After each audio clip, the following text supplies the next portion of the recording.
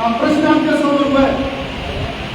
या देशामधल्या गरीब लोकांचा डेटा काढला आणि या देशातल्या SC STचा डेटा काढला तर या देशातले गरीब आणि SC ST हे दोन्ही एकच आहेत असं प्राध्यापक सुखदेव धोरण सरांनी इंडियन इन्स्टिट्यूट ऑफ दलित स्टडीजच्या सगळ्या रिपोर्ट्समध्ये सिद्ध करून दाखवलेलं आहे. आम्ही आमच्या हक्कासाठी रस्त्यावर देखील उतरू शकत नाही म्हणून आम्ही आमचे काम धंदे व्यवसाय नोकऱ्या सोडून इथं लॉंग मार्चमध्ये चालतोय. समाजाला कळकळीचं आव्हान करतो. हे काय आम्हाला लिडरशिप संपवायची म्हणून आम्ही आलो नाही किंवा आम्हाला काय मोठं व्हायचंय आमदारकी खासदार करायचे या मंचावरून जाहीर करतो. मला काही पाहिजे नाही हे सुद्धा पॉलिटिकल स्टेटमेंट आहे. परंतु आम्ही नवीन केलेला विषय आहे. समाजाने कुठलाही तुझ्या बाळामध्ये घेऊन मुंबईला निर्माण करणार आहोत की सांगता आणि समारोह क्रांतिकारी कसं असेल यावर सगळ्यांनी लक्ष केंद्रित करावं.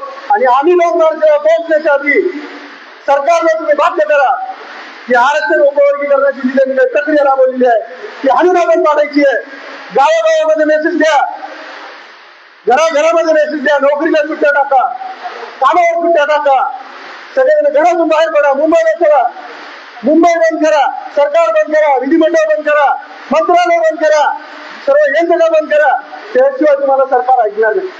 भीम जयंतीमध्ये हजारो कोटीचा व्यवसाय देणारा हा समाज जेव्हा मुंबईच्या आर्थिक राजधानीमध्ये उतरेल आणि लाखो कोटीच्या देशाचं व्यवसायाला जेव्हा बाधित करण्याची प्रक्रिया निर्माण करेल तेव्हा या देशाला कळेल की या देशातली किती ताकद अनुसूचित जाती जमा केली. आणि जेव्हा देश आणि महाराष्ट्र बंद करू तेव्हा सरकारला कळेल की आमच्या नाद्याला लागल्यावर काय होतं.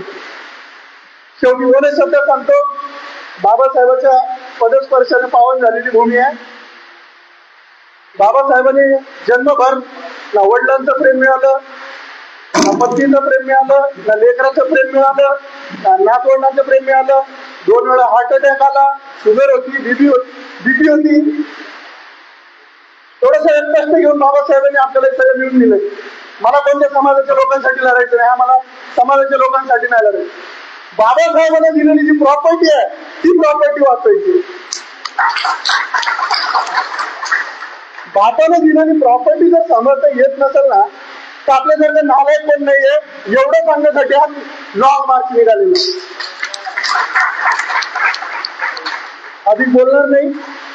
सर्वांना आवाहन करतो की 26 पर्यंत प्रचंड ताकदीने सर्वांनी सामील व्हावं एवढंच विनंती करतो. आणि आपण सर्व असे जन्मभर आमच्या पाठीशी आहेत असा संकल्प बाळगतो आणि सांगतो जय भीम.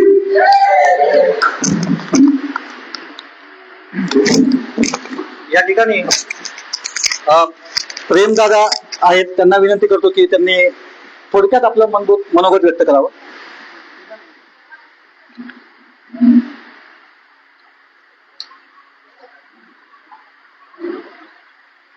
काय विषय करावं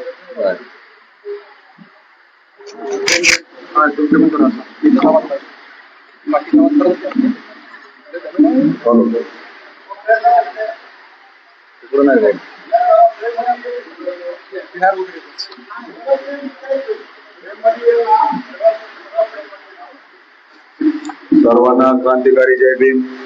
काय जास्त बोलणार नाही कारण मार्गदर्शक आता विश्वदीप भैयाने आपणात मार्गदर्शन केलेलं आहे. अनेक 2 वक्ते राहिलेले मार्गदर्शक आहेत.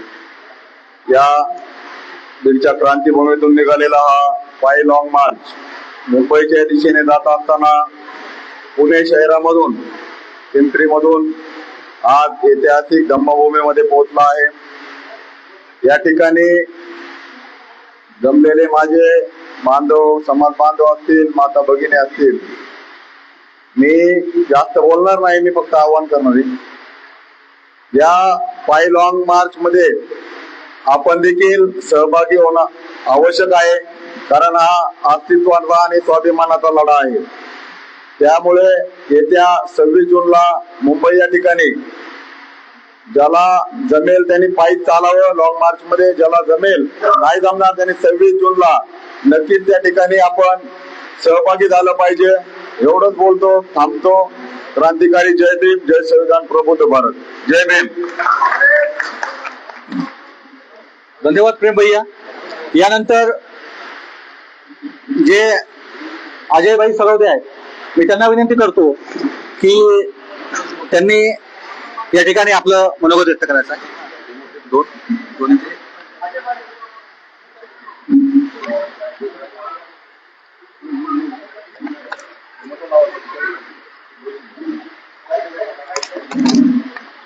दोन्हीकडे बघा, दोन्हीकडे बघा. असं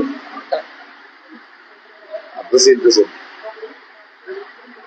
हा व्यवस्थित करून दे.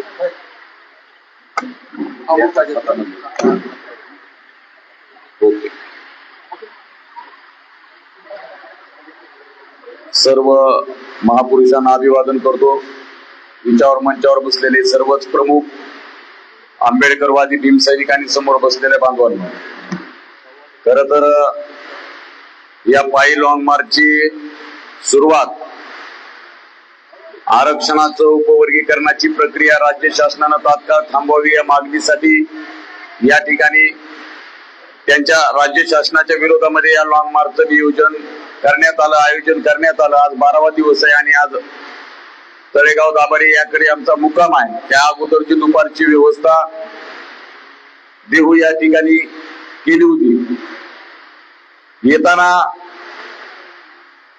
रस्त्याच्या मध्ये ढग आलेले पाहिले. मी चालत असताना एका सहकार्याला म्हणले, यार पाऊस पडायला पाहिजे थोडाफार. वातावरण असं झालं की निसर्गालाही असं वाटलं की आंबेडकरवादी युवक गेली 300 किलोमीटर चालत या पावन धर्मभूमीमध्ये येत आहेत आणि त्यांचं स्वागत हे पाण्याने करावा. आणि मला वाटतं ते त्या पद्धतीने निसर्गाने आपल्याला साथ दिलेली आहे. भीमा कोरेगाव नंतर पिंपरी चिंचवड असेल, आता तळेगाव दाभाडे असतील, या ठिकाणी सतीश भाईनं तर नियोजन केलं, परंतु जी जबाबदारी त्यांनी महिलांच्या अंगावर टाकली होती की बाबा हे तुम्हाला पुढे न्यायचंय, सगळं तुम्हाला याचं नियोजन करायचंय, आयोजन करायचंय. तर अतिशय म्हणजे का आज सकाळी उठल्यानंतर कार्यकर्ते सुद्धा म्हणले की इतकं चांगलं नियोजन या ठिकाणी झालंय की मलाही महिलांचं कौतुक करावं असं वाटतंय की त्यांनी अतिशय चांगल्या पद्धतीनं आणि पुढाकार घेऊन त्यांनी ही जबाबदारी पार पाडली.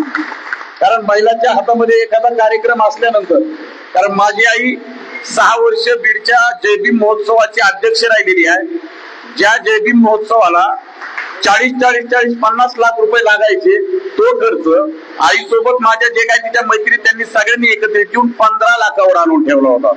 म्हणजे जो जास्त खर्च व्हायचा तो अत्यंत कमी, म्हणजे काटकसर खूप महत्वाची आहे अशा ह्याच्यामध्ये. 1 ऑगस्ट 2024 जजमेंट आलं आणि जजमेंट आल्यानंतर ते बऱ्याच जणांनी वाचलं, पण ते टेक्निकल इश्यू होते त्याच्यामुळे त्याला कोणी जास्त फोकस करू शकलं नाही. परंतु सरांनी त्यांच्या माध्यमातून त्यांनी ते काढलं, डाउनलोड केलं, वाचलं, सगळ्या समोर मांडलं. आणि मांडणं खूप महत्वाचं होतं, कारण मुळात ते जजमेंट आलं, त्या जजमेंट मध्ये करू शकता आणि कराच अशा काही शब्दाचा खेळ त्यांनी खेळला आणि तो खेळ खेळत त्यांनी जजमेंट तुमच्या आमच्या माती मारलं.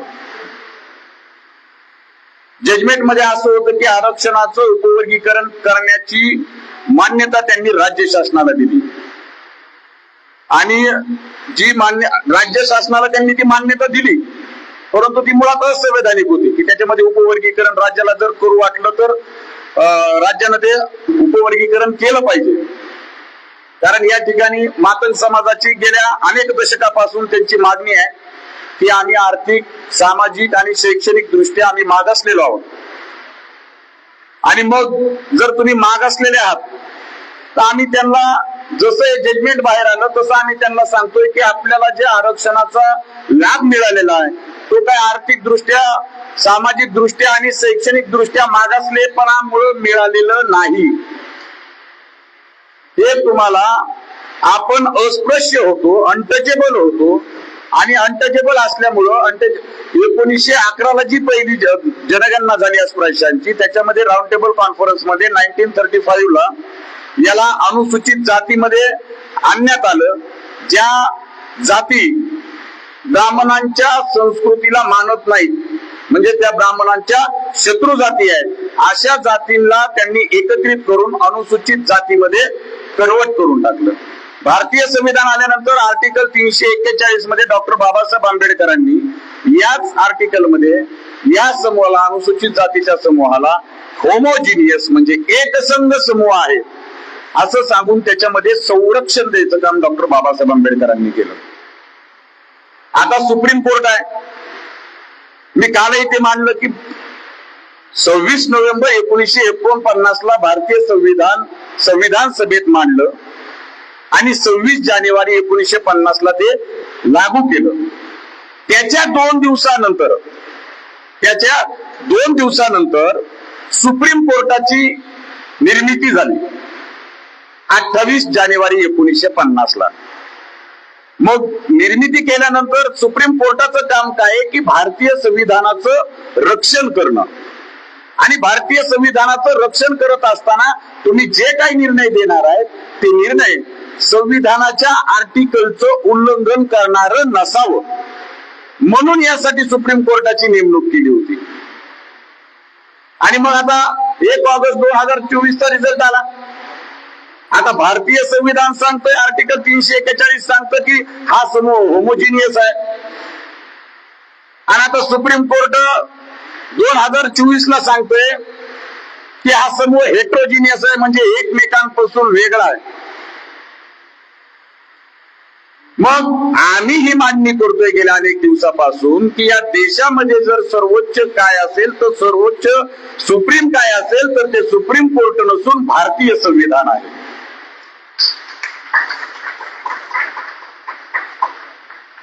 भारतीय संविधान सुप्रीम आहे म्हणल्यानंतर आर्टिकल 341 मध्ये होमोजिनियस आहे, इकडे हेट्रोजिनियस आहे, म्हणजे तुम्ही काय करायला लागलात तर भारतीय संविधानाचं उल्लंघन करायला लागलात. आणि मग भारतीय संविधानाचं उल्लंघन होत असेल तर भारतीय संविधानाच्या संरक्षणार्थ तुम्ही आम्ही उभे आहोत, म्हणून हा लॉंग मार्च आहे.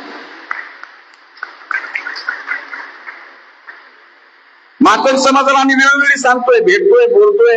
प्रत्येक वेळी आम्ही त्यांना शक्य होईल त्या पद्धतीने आम्ही त्यांना सांगायचा प्रयत्न करतोय की बाबा आपल्याला जे आरक्षण भेटलं ते तर आपण अनटचेबल म्हणून भेटलो, तो भाग वेगळा. परंतु तुम्ही जे म्हणतायत की आपण मागासलेलो आहोत, तो आपण मागासलेलं नाहीये. तुम्हाला जर तुमचं मागासलेपण जर दूर करायचं असेल तर भारतीय संविधानामध्ये आर्टिकल 46 च्या अनुषंगाने सामाजिक न्याय व विशेष सहाय्य विभागाची नेमणूक केलेली आहे. आणि त्या सामाजिक न्याय विभागाच्या माध्यमातून तुमचं शैक्षणिक, सामाजिक आणि आर्थिक उन्नती करण्यासाठी ज्या योजना आहेत त्या योजनाच्या माध्यमातून तुमची आर्थिक उन्नती होऊ शकते. परंतु आर्टिकल 46 नुसार राज्य शासन, काल तर मी रात्री सुटसुटीत सांगितलं होतं अतिशय की राज्य शासनाला याच्यामध्ये भांडणं लावायचे. राज्य शासनाला हे करायचे की एकीकडे ज्या 68 क्रांतीवीर लहुजी साळवे मातंग समाज अभ्यास आयोग आहे. आता ज्यावेळेस आपण पिंपरी मधून बाहेर निघत होतो त्यावेळेस क्रांतीवीर लहुजी साळवे यांना आपण अभिवादन करायला थांबलो. त्यावेळेस त्या क्रांतीवीर लहुजी साळवे यांना अभिवादन करत असताना मी असं म्हणालो की लहुजी साळवे साहेब,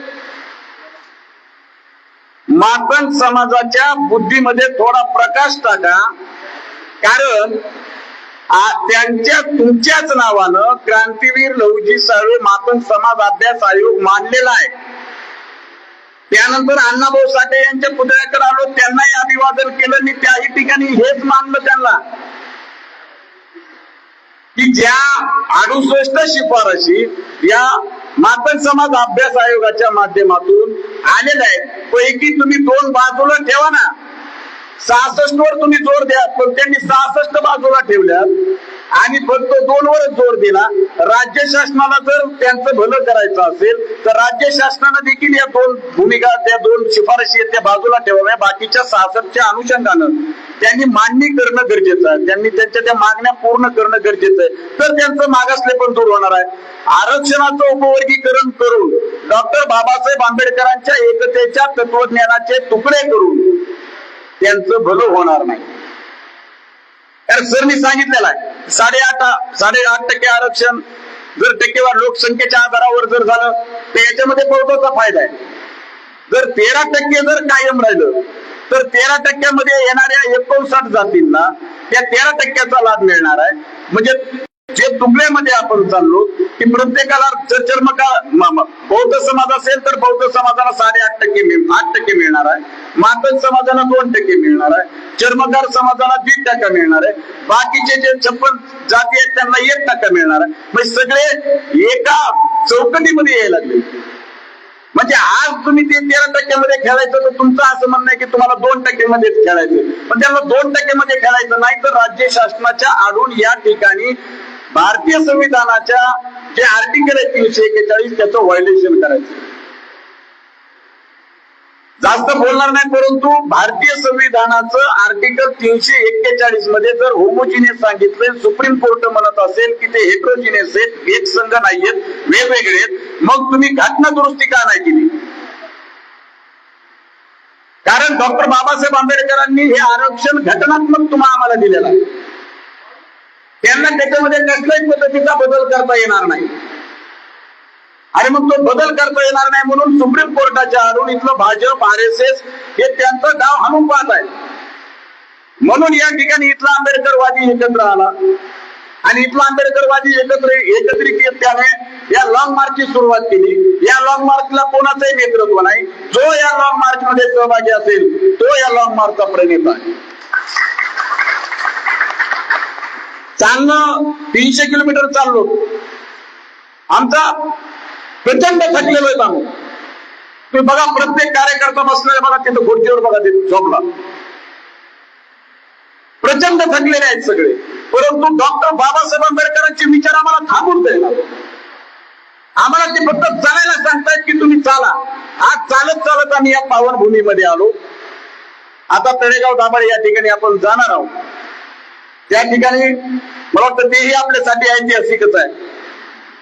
तर या सर्व गोष्टी होणार आहेत. फक्त तुमच्या सगळ्यांचा सपोर्ट, आर्थिक मदत होतीये, पण आर्थिक मदत होत असताना त्याच्यामध्ये आपण चाललंही पाहिजे, कारण चालल्याने आरोग्यही सुधारतं.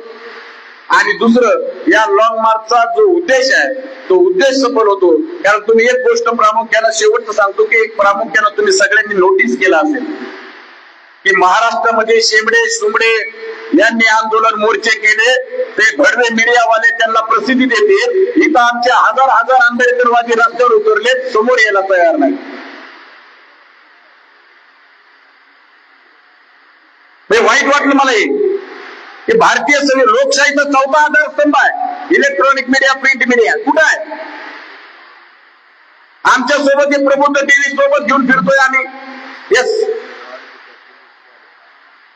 आणि प्रबुद्ध टीव्ही आहे, मला वाटतं सम्यक क्रांती आहे, जनता टाइम्स आहे. आणि आंबेडकरी चळवळीतल्या जे असे चॅनल चालवतात, मी तर त्यांना असं आवाहन करेल की तुम्ही या लॉंग मार्च मध्ये सहभागी व्हा आणि प्रसिद्धी द्या.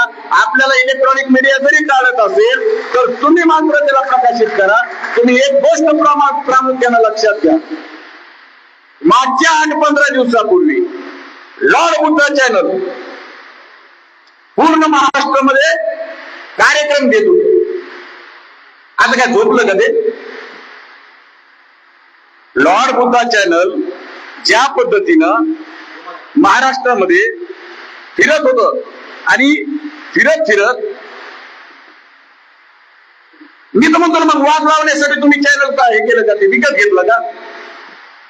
वाद लावण्यासाठी तुम्ही चॅनल विकत घेतला का? आज इथला पहिला मार्ग 300 किलोमीटर या ठिकाणी चालून येतोय. लॉर्ड बुद्धाला आम्ही बीडमध्ये बोलवलं होतं, आम्ही त्यांच्या माध्यमातून कार्यक्रम केला.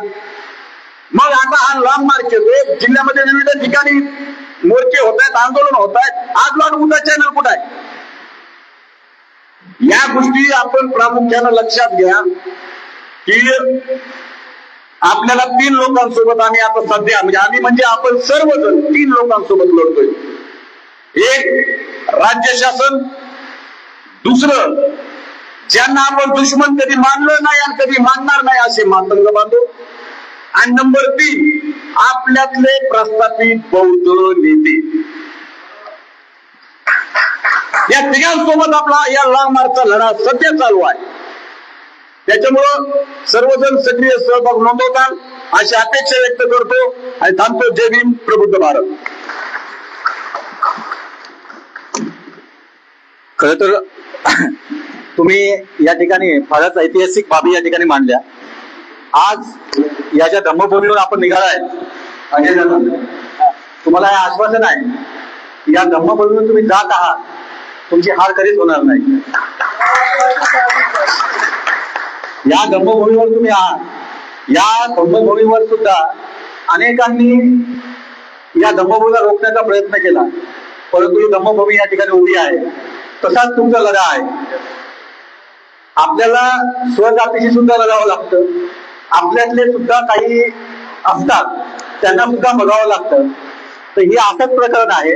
काल जे संजय शिरसाट जे आपले जरी असले तरी त्यांना सुद्धा बऱ्याच शब्दांमध्ये सिद्धार्थ भाऊंनी उत्तर दिलेलं आहे. खरं तर सिद्धार्थ भाऊच्या बाबतीत एक महत्वाचा मुद्दा सांगायचा म्हणजे की ते लोकांना वाटतात की मातंगांवर टीका करत आहेत, परंतु खऱ्या अर्थानं ते मातंगांना अत्तदीप भाव सांगत आहेत.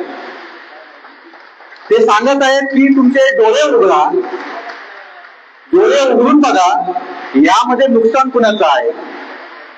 ते मातंगांसाठी भारतामध्ये आंबेडकरी दृष्टिकोनातून अण्णाभाऊ साठे हे पुस्तक लिहिणारे लेखक आहेत.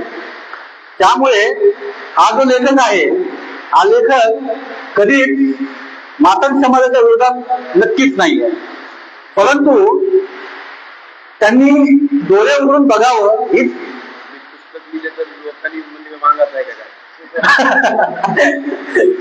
तर त्यांनी एक सांगितलंय की पुस्तक लिहिल्यामुळे लोकांना वाटलं की हे मागाचे आहेत आणि त्यामुळे मग हे कसं काय चालू आहे हे पण सुद्धा त्यांच्या मनामध्ये प्रश्न निर्माण झाला. तर सिद्धार्थ दादा अतिशय तरुण वयापासून चळवळीमध्ये काम करतात. यंग असताना ते आंदोलनामध्ये जुळलेले आहेत आणि त्यांची वैचारिक बैठक जी आहे ती खऱ्या अर्थानं बाबासाहेबांच्या वैचारिक भूमिकेवर आहे. सिद्धार्थ शिंदे यांचं जे व्याख्यान किंवा भाषण जे असतं हे कधी हवेत गोळीबार नसतो, तर त्याला बाबासाहेबांच्या प्रत्येक व्हॉल्यूमचा, बाबासाहेबांच्या प्रत्येक शब्दांचा त्याचा आधार असतो. हवेत गोळीबार नसतो हे समजून घ्या. मी सिद्धार्थांना विनंती करतो की त्यांनी या ठिकाणी बोलायचं आहे.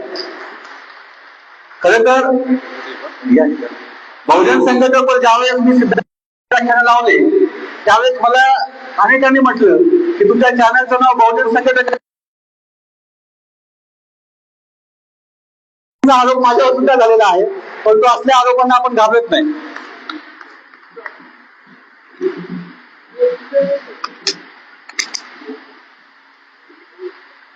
सर्वांना 10 जूनला लॉंग मार्च सुरू झाला. पहिल्या दिवशी आम्ही 20 किलोमीटर चालून मांजरशिव्याला आलो.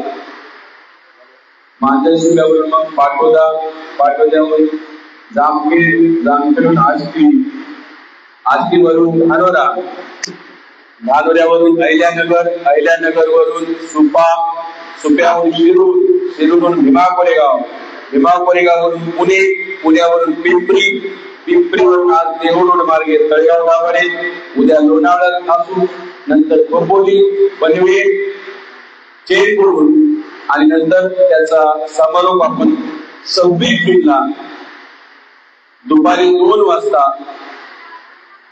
चैत्यभूमीला करणार आहोत. बाबासाहेब आंबेडकरांच्या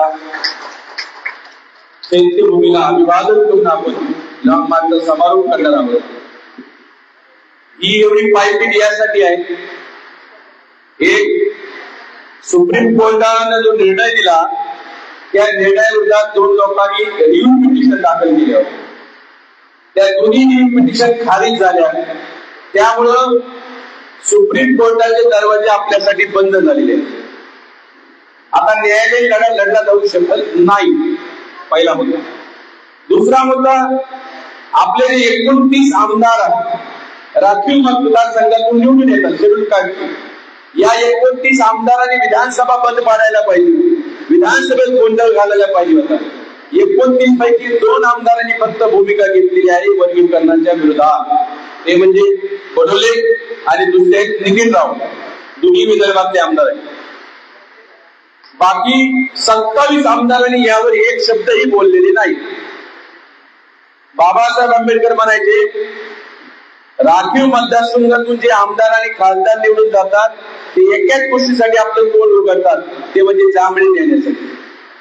नाहीतर जांभळी देणं हे तर नैसर्गिक क्रिया नसती, तर त्यांनी यासाठी तोंड उघडलं नसतं.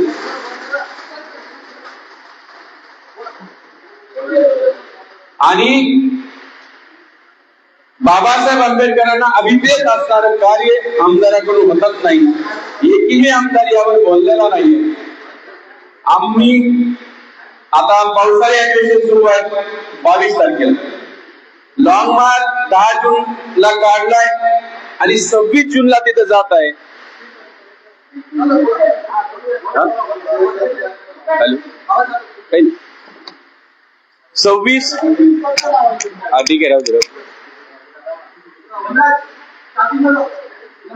अरे भैयांनो, ते बंद करा, फॅन राहू द्या आता 2 मिनिट.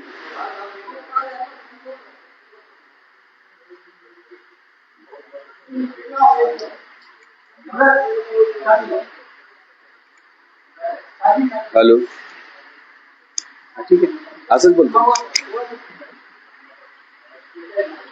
पावसाळी अधिवेशन 22 तारखेला सुरू होत आहे आणि त्या पावसाळी अधिवेशनामध्ये चर्चा व्हावी म्हणून आपण हा लॉंग मार्च 10 जूनला सुरू केला. 26 तारखेला आपण तिथे पोहोचत आहोत. विधानसभेतल्या आमदारांनी यावर चर्चा करावी, भूमिका मांडावी, विधानसभा बंद पडावी, मुख्यमंत्र्यांनी याच्यावर निर्णय घ्यावा म्हणून पावसाळी अधिवेशन ध्यानात ठेवून, लक्षात ठेवून आपण हा लॉंग मार्च सुरू केलेला आहे. काही लोक आम्हाला बीडचे एसपी म्हणले, कलेक्टर म्हणले, पाऊस येईल, ऊन येईल, वादळ आहे, काही लोक चक्करीन पडतील, पावसात तुम्ही भिजताल, काय होईल. मी म्हणलं, पाऊस आल्यानंतर आम्ही काय विरघळून जायला काय ढेकळायचं का काय. ते म्हणले ऊन लागेल. मी म्हणले गाणं आहे, तुफानातले दिवे. आम्ही फेसबुकवरचे दिवे नाही. 500 किलोमीटरचा प्रवास सुरू केला, 300 पेक्षा जास्त किलोमीटर चालून येत आलो.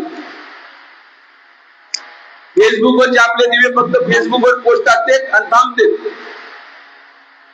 वामनदादा कर्डकांनी ते तुफानातले जे दिवे म्हटले, ऊन येऊ, वादळ येऊ, आमचं ते गाणं आहे लॉंग मार्चचं, आपलं गाणंच आहे ना. उन्हात अनात आमच्या पुण्यातल्या महिलांनी त्याच्यात ऍड केलं वाक्य, उन्हात अनात जे बी माले उतरले मैदानात आणि आता सरकार धोक्यात. जे बी माले रस्त्यावर उतरले तर सरकार धोक्यात आहे. ते नवीन वाक्य ऍड केलं. मला वाटतं अजय भाई ते वाक्य ऍड करायला पाहिजे त्या गाण्यामध्ये. तर हे सरकारला लक्षात आणून देण्यासाठी हा लॉंग मार्च आहे. लॉंग मार्च आपल्याला कवडे सरांचा माहित होता, जोगेंद्र कवडे साहेबांचा. तो आपण बघितलेला नसेल, काही लोकांनी बघितला असेल, काही लोकांनी बघितलेला नसेल. पण हा लॉंग मार्च तुम्ही बघत आहात, हा सुद्धा इतिहास आहे. येणाऱ्या काळात तुम्ही या पिढीला सांगू शकाल, तुमच्या लेकरा बाळांना, की आम्ही लॉंग मार्चचं स्वागत केलं. महिलांनी लॉंग मार्चची तयारी केली. भव्य असा पिंपरीमध्ये कार्यक्रम घेतला, त्यानंतर देहूरोडला कार्यक्रम घेतला. आम्ही भोजनाची व्यवस्था केली. आम्ही त्या लॉंग मार्चला आर्थिक सहयोग दिला. आम्ही त्या लॉंग मार्च मध्ये पायी चालत गेलो. हा इतिहास आहे आणि तुम्ही सर्व आता इतिहासाचे भाग आहात, लक्षात घ्या. कारण लॉंग मार्च काही डेली निघत नसतात. कारण लॉंग मार्च काढण्यासाठी जी चलणं एवढीच प्रक्रिया नाहीये. ती फक्त चालण्यामुळेच नाही, पण लॉंग मार्च सुरू झाल्यापासून महाराष्ट्राच्या आंबेडकरी चळवळीच्या अजेंड्यावरती वर्गीकरणाचा मुद्दा आलेला. आज संपूर्ण महाराष्ट्र वर्गीकरणावर बोलत आहे. सर्व संघटनांना भूमिका घ्यावी लागत आहे. कुणी वर्गीकरणाच्या समर्थनात बोलत आहे, कुणी विरोधात बोलत आहे. आठवले साहेब म्हणले वर्गीकरणाला आमचं समर्थन आहे, परंतु संख्येनुसार आहे. मग आमच्या लॉंग मार्चच्या व्हिडिओला खाली लोक कमेंट टाकू लागले, आठवले साहेबांचं वर्गीकरणाला समर्थन, आठवले साहेबांचं वर्गीकरणाला समर्थन. मी म्हणलं ते समर्थन आहे, पण त्याच्यामध्ये एक अट आहे, संख्येनुसार.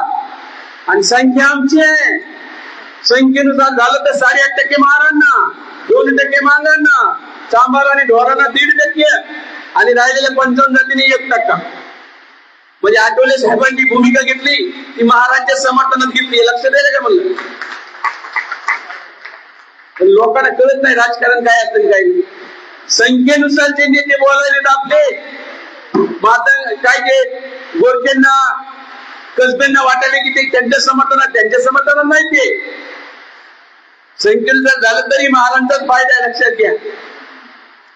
मग फायदा आहे तर आपण विरोधात का आहोत? कारण फायदा आणि तोटा बघून आपण निर्णय घेत नाही. जी गोष्ट संविधानाच्या विरोधात असते त्याला आपण विरोध करतो. जी गोष्ट बाबासाहेबांच्या विचारांच्या विरोधात असते त्याला आपण विरोध करतो. आम्ही बाबासाहेबांच्या अवलादी आहोत. फायदा बघून निर्णय घ्यायचा असताना तर कुणावर बी अन्याय झाला आम्ही उतरलो नसतो, रस्त्यावरती केसेस घेतल्या नसत्या. महाराष्ट्रातल्या 59 जातीवर कुणावर बी अन्याय झाला तर आम्ही रस्त्यावर राहील. कधी अन्याय होता आम्ही रस्त्यावर राहील. केसेस घेतल्या, खूप साऱ्या गोष्टी करतोय हा समाज. उद्या अबकडे झालं, अबकडे मागणाऱ्यांना हे कळावं. अरे तुम्ही जर ब मध्ये गेलात आणि आम्ही जर अ मध्ये राहिलो आणि ब वाल्यावर जर अन्याय झाला, अ वाले काय म्हणतील? अ वाले म्हणतील आता तुम्ही तुमचं बघून घ्या. वाटण्या झाल्या, सोप्या भाषेमध्ये वाटण्या झाल्या. जे ते आपापला वाटा मागायलाय. मग आता वाटण्या होणार आहेत, वाटा मागणार आहेत. आपलं हे म्हणणं आहे आपल्या बापानं जी इस्टेट कमवली, बाबासाहेब आंबेडकरांनी इस्टेट कमवलेली आहे. आरक्षणाची इस्टेट कुणी कमवलेली आहे? बाबासाहेब आंबेडकरांनी. या इस्टेटीचे तुकडे पाडायचं काही जणांचं षडयंत्र सुरू आहे. बाबासाहेबांच्या इस्टेटीमध्ये वाटा मागायला लागले. अरे बाबा तुझं योगदान काय पण इस्टेट कमवण्यात? ती इस्टेट सांभाळण्यात आहे का काही योगदान? अरे आम्ही लढायचं आरक्षणासाठी, आम्ही लढायचं त्या खासगीकरणाच्या विरोधात, सगळं आम्ही करायचं, इस्टेट सांभाळायची आणि वाटा आमचा भाऊ मागणार, आम्हाला वाटा पाहिजे. आम्ही खातो त्या भाकरीवर म्हणे लहुजी वस्ताद साळवेंची सही आहे. काय चाललंय? जातीचं विष आहे. लक्षात घ्या. लहुजी वस्ताद साळवे शिकलेलेच नव्हते, त्यामुळे सहीचा प्रश्नच येत नाही. गाणं पाहिजे तर त्यांनी म्हणायला पाहिजे तर खातो त्या भाकरीवर लहुजी वस्तादचा अंगठा आहे. हे कारण लहुजी वस्तादांचा इतिहास माहित नाहीये. जय लहुजी म्हणण्याचा इतिहास नाही कळत. ज्योतिराव फुलेंना प्रेरित होऊन ज्योतिराव फुलेंचं संरक्षण केलेलं आहे त्यांनी. अगोदर त्यांचा विचार होता की इंग्रज दुश्मन आहेत. ज्योतिराव फुलेंचा प्रभाव पडल्यावर त्यांना लक्षात आलं इंग्रज नाही, ब्राह्मण दुश्मन आहेत. म्हणजे लहुजी वस्ताद साळवेंच्या विचारामध्ये बदल घडविला ज्योतिराव फुलेंनी. लक्षात घ्या. ज्योतिराव फुलेमुळे त्यांच्या विचारात बदल झालेला आहे आणि मग त्यांनी ज्योतिराव फुलेंचं संरक्षण केलेलं आहे.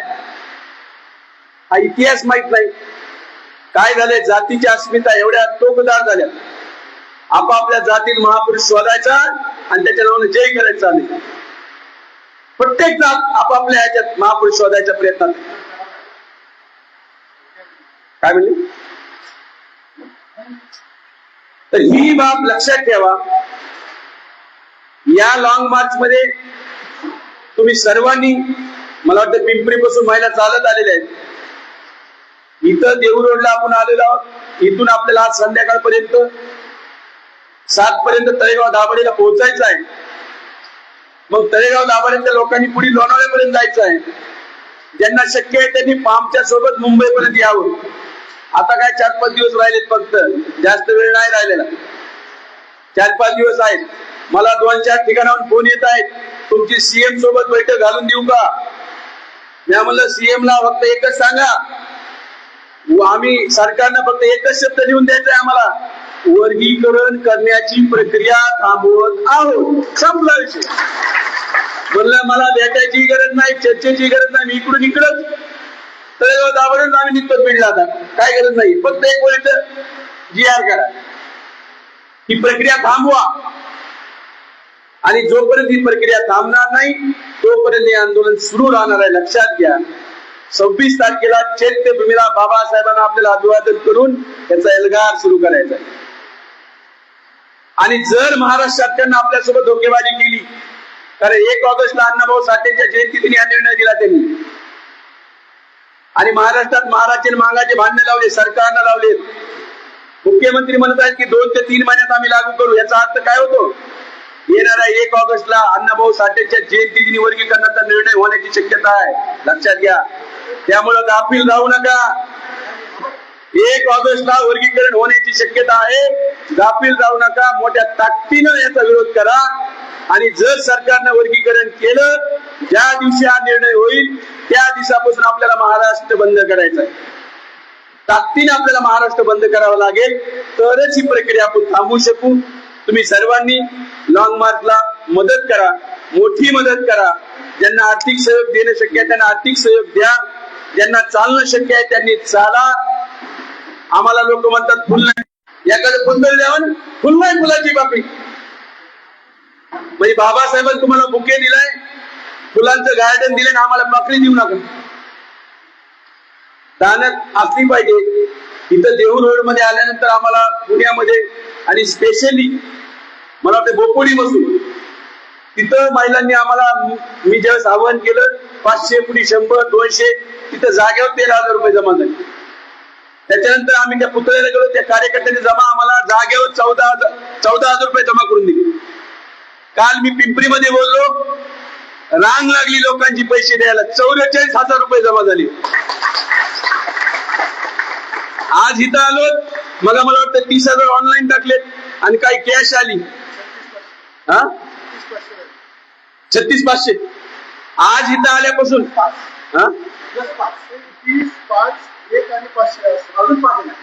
आणखी 5 म्हणजे 40,000 पार करता तुम्ही. 44,000 मला वाटतंय कालचा पिंपरीचा आकडा 44,000च आहे. तो ब्रेक करायचा चान्स तुम्हाला आहे. थोडक्यात ते आउट होऊ नका. ते 44,000चा आकडा जरा तोडा पिंपरीचा, म्हणजे डिक्लेरेशन की पिंपरीपेक्षा इथं पैसे जास्त जमा झाले म्हणून. हाफ सेंचुरी, हाफ सेंचुरी करा. पिंपरीच्या लोकांना ऑनलाईन बी टाकले, ते पकडले नाही त्याच्यात. पिंपरीचे ऑनलाईन मोजले नाहीत, ते जर मोजले तर ती जास्त आकडा जाईल, पिंपरीचा आकडा जास्तच जाईल. बघा पिंपरीच्या लोकांना राग आला, हे असं आहे. याचा अर्थ आहे तुम्ही जर आज पिंपरीपेक्षा जास्त दिले की पिंपरीवाले परत गोळा करून देण्याची शक्यता आहे. आपल्याला 2 आमच्यासोबत आयसर आहे, 2 छोटी हाती आहे, डीजी आहे, जनरेटर आहे, सोशल मीडिया टीम आहे, इलेक्ट्रॉनिक मीडिया टीम आहे, बातम्या द्याव्या लागतात. सगळ्या गोष्टीला आमचा 42,000 रुपये पर डे खर्च चालू आहे सध्या. 42,000 रुपये पर डे.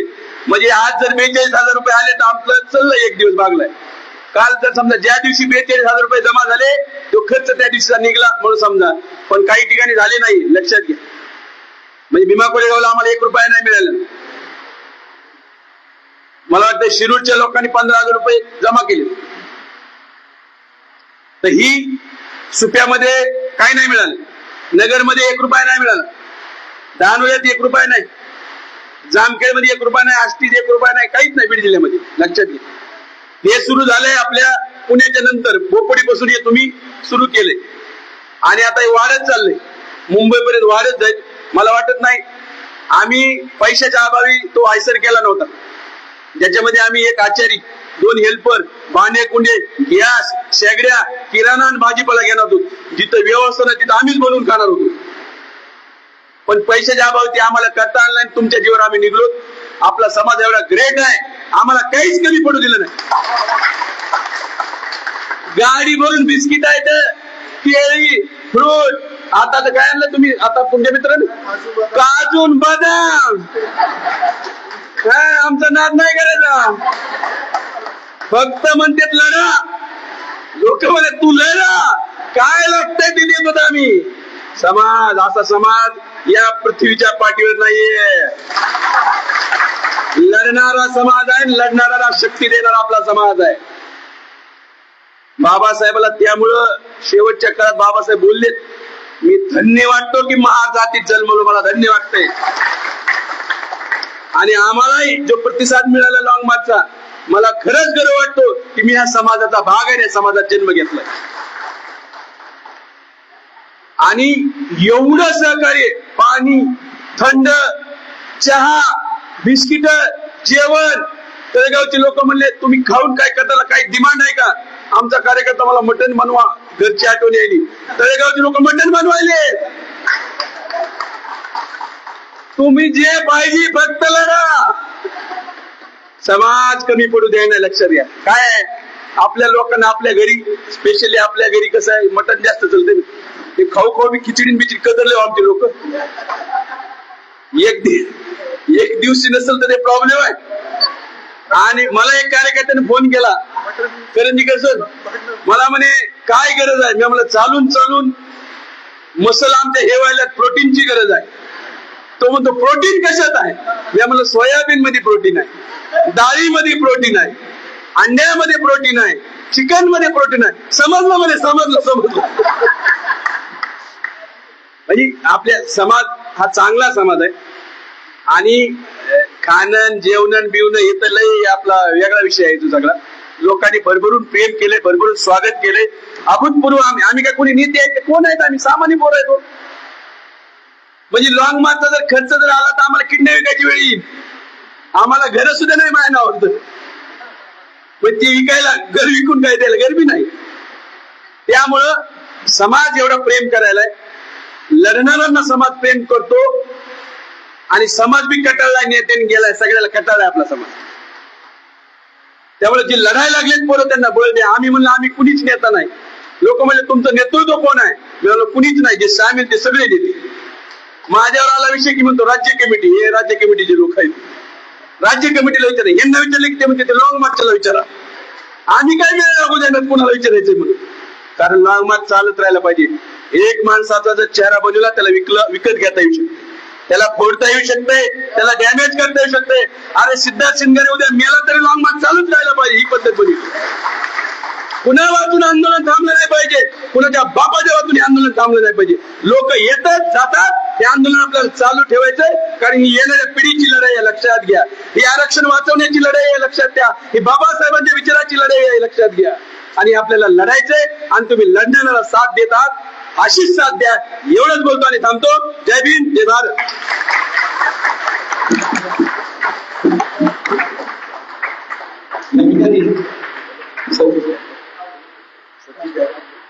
बोलायचं सतीश गायकवाड यांनी बोलावं अशी इच्छा व्यक्त केली. तत्पूर्वी मी एक सूचना नाही करेन. आता मला सांगितलं की 5,000 रुपये ऑनलाईन विशाल साळवे यांनी दिले आहेत.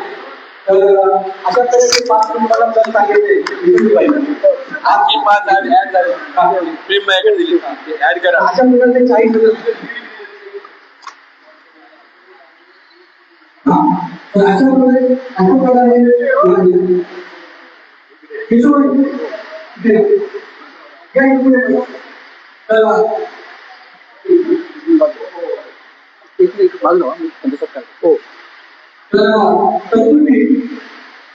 इथं बसलेले आणि एका ट्रान्सफर चालवून आले नाही. सिद्धार्थभाई सिंगाल. आता कार्यक्रमाचा उल्लेख झाला म्हणून मी हे सांगतो की ज्यांनी ट्रान्सफरच्या संस्थापकांनी जे राजे आले होते, अक्षरपणे ज्यांच्या नाव आहे त्या आपल्याकडे अभिनेता आहे. तर त्या होतो आणि पैसे मला असं वाटतं या विषयाची अनुभव आजपर्यंत आपण प्रत्येक माणसाचा सन्मान करण्याचं काम केलं. इथे सामान्य दुःखावर आलेले असतात, त्यामध्ये आले तर तुमच्यापर्यंत सन्मान करून जातो. या ठिकाणी अनेक लोकांना माहिती आहे तुम्ही जात नाही आणि त्यांनी बौद्ध धर्माच्या परंपरा सुरू केल्या. त्यांनी बौद्ध व्यतिरिक्त अशा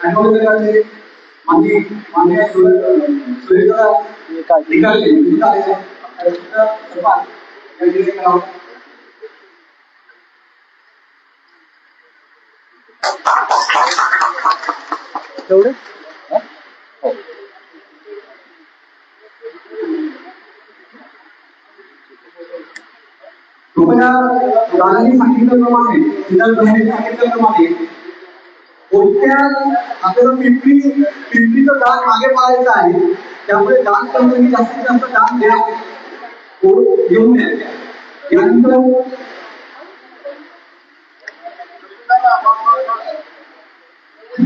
सर्वांना जय हिंद. विश्वरत्न भारतरत्न भारतीय राज्यघटनेचे शिल्पकार डॉक्टर बाबासाहेब आंबेडकर यांच्या विचारात अभिवादन करून या सभेचे अध्यक्ष आदरणीय केशव गायकवाड व बिनवरून आलेले सर्व कार्यकर्ते उपस्थित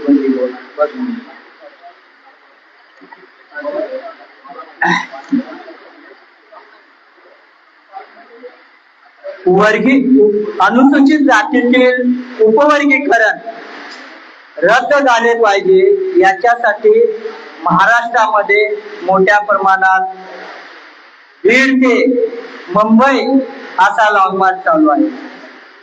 दादा, पण बौद्ध समाजामध्ये अनुसूचित जातीमध्ये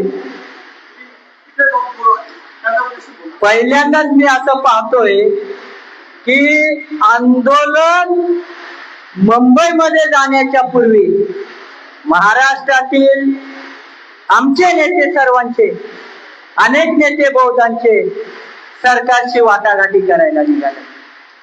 म्हणजे आंदोलन अजून रस्त्यामध्ये आहे, मोठे आंदोलन व्हायचे आहे.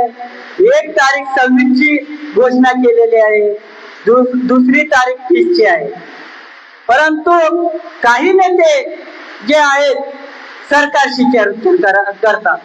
माझं असं म्हणणं आहे की आंदोलन यशस्वी न होता जर आपण सरकारशी चर्चा करत असाल तर हे आंदोलन, हे नेते सेटलमेंट पद्धतीनं काम करायला लागलेले आहेत. तर माझी त्यांना सुद्धा विनंती आहे की सरकारशी कुठलीही सध्या वाटाघाटी करू नका. जोपर्यंत सरकारचा आदेश येत नाही, एखादी GR निघत नाही की आम्ही उपवर्गीकरण रद्द करतो, त्यावेळेस तुम्हाला सरकारशी चर्चा करता येईल. बौद्ध जनता, अनुसूचित जातीतील जनता जी आहे, तुमच्याकडे नेत्यांना अपेक्षेने बघत आहे. परंतु तुमचं जे वर्तन आहे ते वर्तन अतिशय चुकीच्या पद्धतीनं चाललेलं आहे. कारण त्याचं कारण असं आहे की आंदोलन मुंबईमध्ये येऊ द्या, त्यानंतर तुम्ही चर्चा करा. आम्ही काही नेते नाही, तुम्हाला चर्चेला बोलवणार आहे. एवढंच या ठिकाणी बोलतो, त्याचे संतोष केले. सतीश गायकवाड खऱ्या अर्थानं पिंपरी शिरूर पासून ते बघत आहेत, करत आहेत. पण त्यांना आपण या ठिकाणी बोलण्याची संधी दिली. अनेक ठिकाणी त्यांनी स्वतःहून बोलणं टाळलं, कारण अनेक ठिकाणी अनेक लोक बोलणारी होती. त्यामुळे सतीश गायकवाडांचा जो या ठिकाणी जो त्यांनी त्याग केला, त्याचा या ठिकाणी आपल्याला सन्मान करता आला. या ठिकाणी आपण शेवटचं या ठिकाणी दादांचं अध्यक्षीय भाषण घेऊन आणि त्यानंतर आपण आभार प्रदर्शन करून हा कार्यक्रम संपवू.